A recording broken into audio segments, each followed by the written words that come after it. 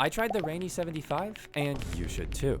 Why? And you should too? Howdy hey, I'm Hipyo, and I tried over 50 keyboards this year. And let's just say, in my quest to find the best budget keyboards, this one might actually be it. And you might be thinking, wait, this seems really familiar to the Zoom 75 video. But what if I told you that this keyboard was $100 cheaper? For the whole keyboard? What?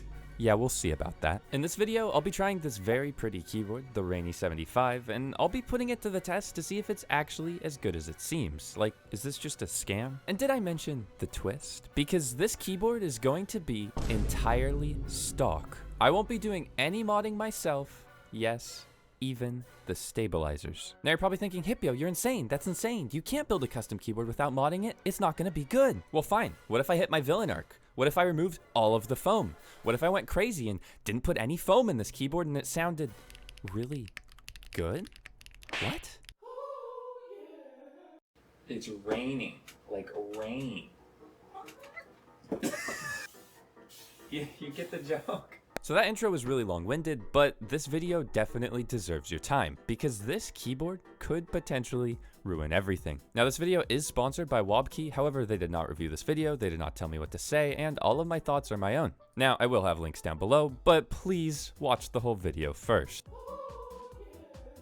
Now in order to know how crazy this price point I'm about to tell you is, you have to know how expensive keyboards have been in the past. I remember I bought my first custom keyboard for $180 US for just the kit. So then how did they get the starting price for this at 89 bucks? What? Now, full disclosure, this thing is a Kickstarter, and I hate Kickstarters. That's it. I hate Kickstarters. Even though I thought this keyboard was really cool, I was gonna turn down this whole entire video, not make it, but then they told me, wait, we've actually been making them for the last couple months. And then I said, okay, prove it. And then they sent me a video of their whole entire factory and production, and that's actually quite a lot of keyboards already made. So essentially, they're kind of just using Kickstarter for marketing, which I think is a little bit cringe. I think they should have just finished the keyboards, but whatever. But then they told me, no, don't worry. After this, we're actually gonna keep it in stock and on Amazon. Now you have me interested. So let's get this board unboxed and then I'll talk about the Kickstarter a little bit more. First, the accessories are pretty bare bones. You get a basic cable, a keycap and switch puller, 3 mystery switches, which I'll talk about later, and a free floating dongle. Wait, is this thing wireless? You also get, believe it or not, a keyboard. Now, this whole thing was shipped to me pretty well. However, I did unbox it early to make sure that the keyboard was there and to try the keyboard to see if it was even worth making a video on. And wow, that's a long manual entirely in Chinese. Okay, never mind. The other side had English. They also make some pretty crazy claims, like 2 milliseconds of wired delay and 3 milliseconds over wireless. But wow, that is a very pretty keyboard. Now, this is a 75% keyboard that comes as a fully built kit, and oh my god, that back weight, we'll talk about that more soon. However, if you checked out the link in the description, you are probably very confused as there is a lot of different options for this board. Now, I tried my best to parse through this so I could help you make the best decision possible, if any at all. Now, first things first, this board starts at $89 US. However, that's only for 100 units, so it's effectively $99. So I'm gonna mentally add $10 to each price because the first 100 units only goes to 100 people. So the $89 version only comes in 2 colors, the black and silver, and you don't get RGB. The $99 version comes in silver, white, blue, and pink. You do get RGB, and you get these violet switches. And then, for $15 more, you get the Pro series. The main differences here being a different back weight, double the battery capacity, and JWIC white on black switches. Now, after all of that, you probably have a million questions. Which one do I get? Which one is the best? Which one is the thockiest? And I'll be looking at all of that soon. Now, the main version that I have here is the standard in electro blue. It's absolutely gorgeous. I love the color. And, that flex? We need to talk about it, but we'll talk about it later, don't worry. But first, let's talk about the most important difference, the switches. And yes, all versions of this board are hot swappable. If you buy the light or standard version of this board, then you get these violet HMX switches. And honestly, these really surprised me. Now, if you like tactile switches, you're kind of out of luck here because these linear switches are the only options. On top of that, they're a 45 gram operating force, which means they are pretty darn light to press. So the first point of contention here is, sure, this board is pre-built, but it's pre-built with a very specific set. Like, this might seem like a minor issue, but I'm not really sure what WOBKEY was thinking here, because a huge amount of the community likes tactile and clicky switches. And sure, they can remove the switches and put in their own, but it's weird to just alienate them from the point of sales. Like, kind of bad. So that's definitely not for everyone, and that could be a huge con. What's not a huge con though is the RGB, and also yes, that was PE foam. Now for those of you that absolutely hate RGB, hey, save 10 bucks and don't get RGB. However, as someone that prefers light switches, I ended up really liking these switches overall. One thing that I'm kind of indifferent about is these keycaps. They're double shot PBT and they're fine quality, like maybe a $20 or $30 keycap set, but I really can't complain as part of a full keyboard kit. The easiest way to tell that these are cheap double shot PBT keycaps is the shift space T. Other issues that I noticed is if you use this board not on a desk mat, you get a little bit of uneven case wobble, and the stabilizers were actually quite nice. But they are plate mounted? I never thought I'd say that. Nice plate mounted stabilizers, that's a first. Now, these boards are CNC aluminum, and overall, the construction of them is really impressive. Now, I can't speak on how the quality control is going to be, and honestly, I would expect some dings and these keyboards not to be perfect, because they have to be cutting corners somewhere, right? But with the power of mass production, I mean, look at the back weight. That thing is absolutely incredible. And I know what you're thinking. You're thinking, Hipyo, why would you need a reflective glass back weight on your keyboard? That's really, nobody needs that. Well, what if you're on the way to a work meeting and you need to do your hair? I mean, what are you gonna do? Pull out your phone? Or you're on the way to the moonwalking championship. What are you gonna do? Not moonwalk? It's touches like this back weight that cheap boards like the Sea-Doo V75 are just lacking. And honestly, the construction of this is not very pingy. It was at this point that I was like, man, if they actually get this thing in stock, this will be insane. Speaking of insane, how does it sound?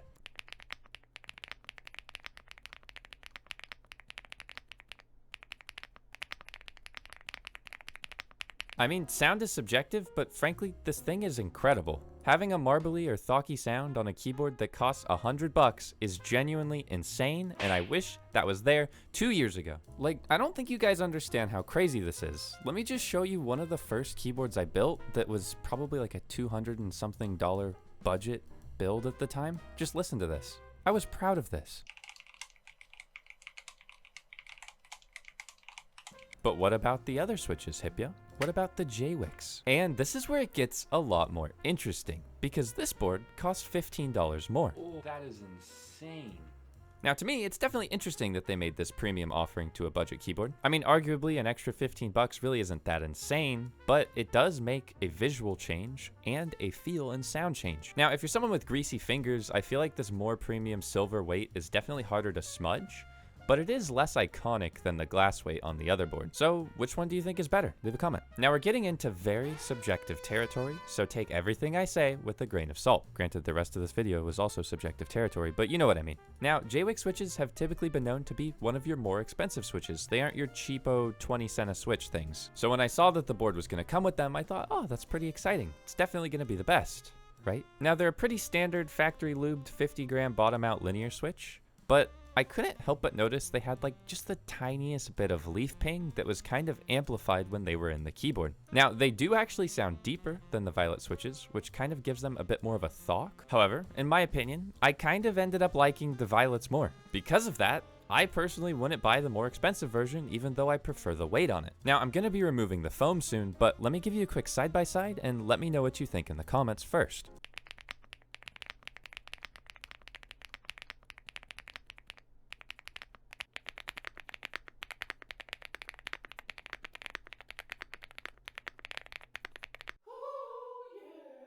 Now, as far as problems go with this board, my number one problem is this gasket flex, and I need to figure out why it's so spotty and so weird. Now, of course, it's a $100 keyboard. There's gonna be issues and corners cut, but it just feels weird having certain spots be kind of like flex hotspots. My first thought is maybe they just went a little bit out of control with flex cuts, so I'm gonna take this thing apart. Now, just like me, you might have noticed that this board has no screws, at least visibly. But after popping off a couple switches in strategic places, we reveal an on switch. That's right, yeah, this board is wireless. Every single version of this board is wireless and supports 2.4 gigahertz. It also supports VIA, which is an incredible keyboard programming software. Oh yeah, there's the screws, by the way, there's the screws. I didn't really know where to put in the software part. VIA is great, and a lot of budget keyboards don't actually have VIA, so there we go. Now, this quote-unquote screwless looking design is something that you see in more premium keyboards, as it gives the outside of your keyboard case a lot more of a clean, screwless look. However, it does make it a little bit harder modability-wise, as you have to remove the keycaps just to mod your keyboard. Speaking of mods, this keyboard does come shipped with foam, and these little, I'm gonna call them tadpole gaskets, because they remind me of the Geon Frog gaskets. Or maybe nipple gaskets? Nah, that might get me demonetized. They are a welcome change from the standard pour-on. There's also a little sheet on the bottom of your keyboard that prevents it from zapping itself. Please do not remove that. You also see the 3500 milliamp hour battery, and then a little weight where the other battery would be if you bought the more expensive version. Honestly, I kind of prefer the weight there though. Now, I got quite a lot of comments of people telling me that they want to see this board made without foam, and definitely ignore what I'm doing on screen. Do not do this yourself, it's dumb. However, I'm lazy. Because the keyboard hobby is incredibly subjective, there's people that like their boards with foam, and there's people that like their boards without foam. However, for some reason, the people that like their boards without foam are very passionate about it and think that they're superior to the people that like their boards with foam. I'd like to get it in their heads that it's actually a preference. Guys, remember that it's a preference. There is no superior way to build a keyboard, and if you think there is, you're just wrong. And there's our issue for why the board was so flexy in weird spots. They have flex cuts cut into the plate and the PCB. Generally, I don't mind flex cuts. However, I think with the polycarbonate plate on top of that, it kind of just leads to a bit of a hot spotty gasket performance rather than a nice even flex. But some people might like the hot spotty gasket performance, so who am I to judge? Now, with all of the foam removed, that's the plate foam, the PE foam, and the weird plastic layer foam, I can sandwich everything back together, and again, do not try this at home, I am lazy. The technique that I did has a very solid chance of popping a hot swap socket out. I'm fine if I need to resolder it, but you might not be. Then I put the board back into the case, with no case foam, by the way, and I'm very curious how this is gonna sound. Oftentimes with cheap aluminum boards, if you remove the foam, they will sound very pingy. This is one of the reasons why people have the foam makes boards worse mantra, because foam can be used to cover up bad boards. However, it can also be used to improve good ones, and holy moly, removing the foam actually made the gasket flex even more uneven. So I'd love to see them sell an option without the flex cuts in the future, as that's just my personal preference. This does make me wonder though, if I add back the case foam, can I balance out the flex but also keep the sound a little bit more clacky? So we're gonna try that in just a second. But first, here's the board with foam and without foam, before and after.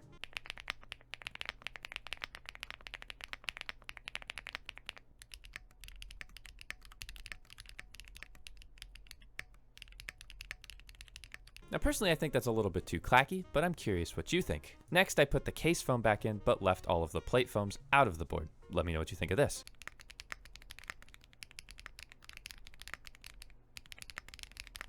What I like about this board is there's a lot of room to explore, whether you want more foam, less foam, different foams, and the fact that it's a solid base material makes it pretty good. Now, the sale for this keyboard opens on, I think, the 26th of December, and they're expecting an end of January/February ship time for anyone that buys the boards, which is honestly pretty respectable if they actually go through with it. But what you're probably wondering is, how does this compare to other boards like the Zoom 75? Well, personally, I prefer the finish on the Zoom 75, and the aesthetic of the Zoom 75 is definitely a bit more unique. There's also something that I can't quite place that makes the Zoom 75 feel slightly more premium. Maybe it's cope. I think it could honestly just be cope. However, they were last selling it for $210 US, so that's $100 more just for the bare bones kit, not including keycaps or switches. Now, if you're not on a budget, I recommend you explore as many options as possible to find a keyboard that fits your perfect desired needs. Whether it be a Zoom 75 or a Satisfaction 75 or a Cyberboard, I don't care. And you're probably wondering whether or not you should join the Kickstarter for this board. Personally, I say no. Wait the 3 months and buy it in stock. If you're impatient and want to gamble on a Kickstarter, granted they say they're going to deliver, but I'm always a little bit skeptical. But I do think that this keyboard genuinely changes everything, and it's gonna raise a couple of interesting questions. Like, if someone can get into the hobby with a pre-built keyboard that's better than a lot of people's custom keyboards, that's gonna cause a lot of friction and a lot of cope and a lot of angry people. Like, better is in air quotes there, like, it's all subjective anyways, but you kind of get what I mean here, right? Like, at its price point, I had a really hard time finding any issues with this board. Like, you can nitpick, and then you realize its price. And you can be mad about this, and then you realize its price. Now, assuming that this board is going to be like $130 once it's in stock, is it worth it? Yeah. Yeah, it's still insane. Even at like $130 as an in-stock board, it's crazy. The whole entire build quality and switch quality and keycap quality is just better than like your Keychron Q Pros, and those are even more. So, you know what? This is my new best budget keyboard for now.